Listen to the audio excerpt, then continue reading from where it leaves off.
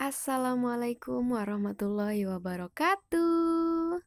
Selamat pagi, anak-anak yang hebat, anak-anak yang soleh-solehah. Hari ini kita masih belajar di tema 6, cita-citaku, subtema 3, giat berusaha meraih cita-citaku, pembelajaran 3. Semoga masih semangat ya. Oke, petunjuk sebelum belajar.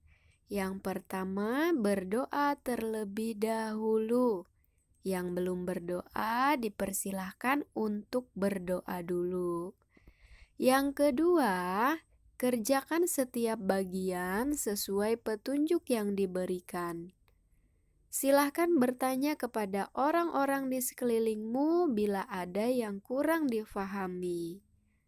Lalu segera hubungi gurumu bila mengalami kesulitan dalam memahami bahan belajar mandiri ini. Masyarakat Indonesia terdiri atas pemeluk agama yang berbeda-beda. Umat beragama dari setiap agama memerlukan tempat ibadah untuk memenuhi kebutuhan rohani. Setiap tempat ibadah memiliki bentuk dan pengaturan yang khas. Nah, coba kita lihat gambar tempat ibadah umat beragama. Coba perhatikan gambarnya. Tempat beribadah Islam, Hindu, Buddha, Katolik, dan juga Protestan. Nah, walaupun berbeda-beda agama, suku, ras, kita tetap satu ya. Jangan sampai kita membeda-bedakan agama. Kita tetap persatuan Indonesia. Sumber daya alam tumbuhan dapat berupa tanaman pangan, tanaman industri, dan hutan. Tanaman pangan dapat berupa padi, palawija, sayuran, dan buah-buahan. Tanaman industri dapat berupa tanaman teh, kopi, tebu, karet, kelapa sawit, tembakau, dan juga kelapa. Adapun hutan diperlukan untuk mencegah banjir, tanah longsor, penyimpan cadangan air, dan untuk perlindungan hewan. Tanah Indonesia yang subur menjadi sumber daya alam berupa tumbuhan yang melimpah. Sumber daya alam tumbuhan selain digunakan untuk konsumsi masyarakat Indonesia, juga merupakan komoditas ekspor produk pertanian Indonesia. Indonesia merupakan negara penghasil kopi terbesar ketiga di dunia. Wah, hebat ya, bisa masuk ke 3 besar dunia. Produk-produk kopi dari Indonesia sangat diminati oleh orang mancanegara. Sumber daya alam berupa tumbuhan tersebar di hampir seluruh wilayah Indonesia. Harus bangga dong bahwa Indonesia ini kaya ya.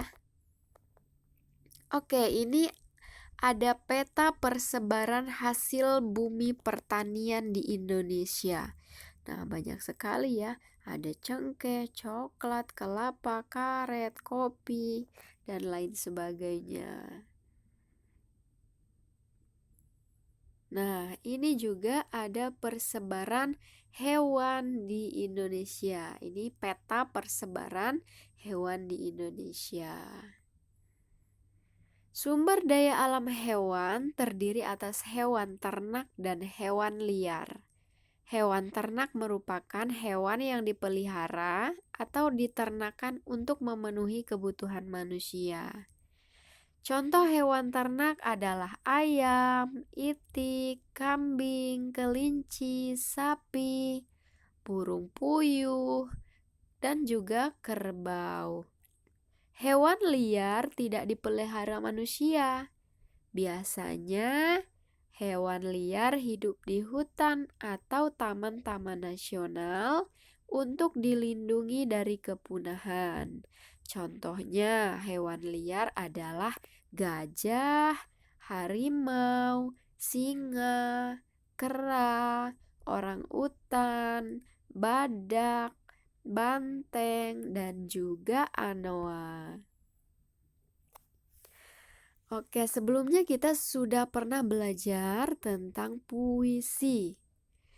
Nah, deklamasi puisi merupakan salah satu cara membacakan puisi tanpa menggunakan teks puisi.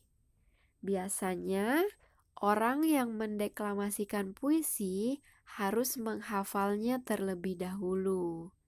Membaca puisi memerlukan pelafalan yang jelas dan intonasi yang tepat. Selain itu, pemenggalan kalimat juga harus diperhatikan.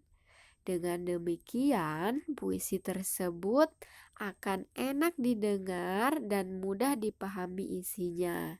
Di contoh intonasi puisi ya. Kalau tanda garis miringnya 1, berarti tandanya berhenti sebentar untuk bernafas pada koma atau di tengah baris.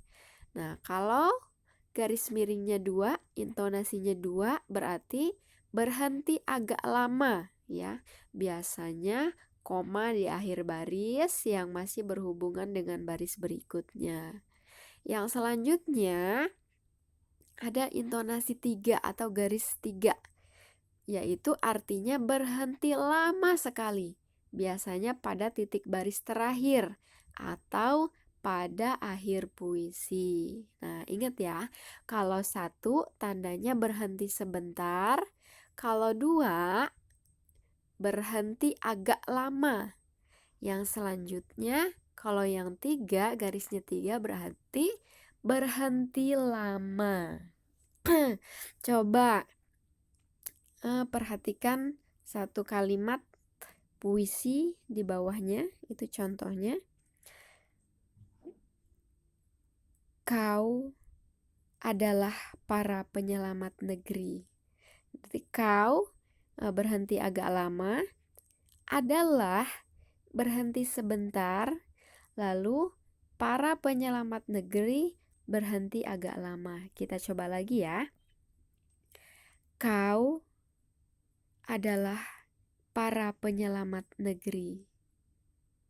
Nah, itu mengikuti tandanya. Paham ya? Nah, untuk latihannya, bacalah puisi tentang kisah seorang pemulung. Berilah tanda intonasi 1, 2, dan juga 3 untuk memberikan tekanan-tekanan pada baris-baris kalimatnya. Kemudian, lakukan cara mendeklamasikannya dengan mengikuti tanda jeda yang telah dibuat. Oke, ini yang di samping ada puisinya, kisah seorang pemulung ciptaan Beni Guntarman. Nah, kalian beri tanda intonasi 1, 2, dan juga 3 untuk memberikan tekanan-tekanan pada baris. Nah, kalian tulis dulu puisinya.